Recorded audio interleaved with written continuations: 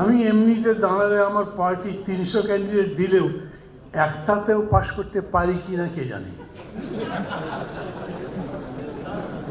কিন্তু যদি কোনোভাবে 1% 2% ভোট পাই তার মানে 3টে বা 6টা সিট পাবো। আপনাদের ওতে ভালো লাগবে না, তবু আমি এটা সমর্থন করছি না। তার কারণ আমি দেখছি যাদের বিরুদ্ধে 15 বছর ধরে লড়াই করলাম, যদি এই প্রপোর্শনাল রিপ্রেজেন্টেশন থাকে তাহলে তারা এই নির্বাচনে যদি দাঁড়াতে পারে। আমি না মাঝে মাঝে বুঝি না আপনারা কি বুঝে হাততালি দেন।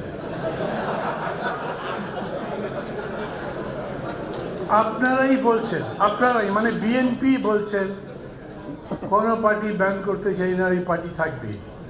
আমি যখন বললাম তারা যদি থাকে নির্বাচন করতে পারে, এরকম তো হতে পারে যে প্রপোর্শনেট ভোটে দে উইল কাম সেকেন্ড। এই জন্যেই আমি বলছি সংস্কার এরকম একটা বিষয়, এটা তো শুরুও নাই শেষও নাই।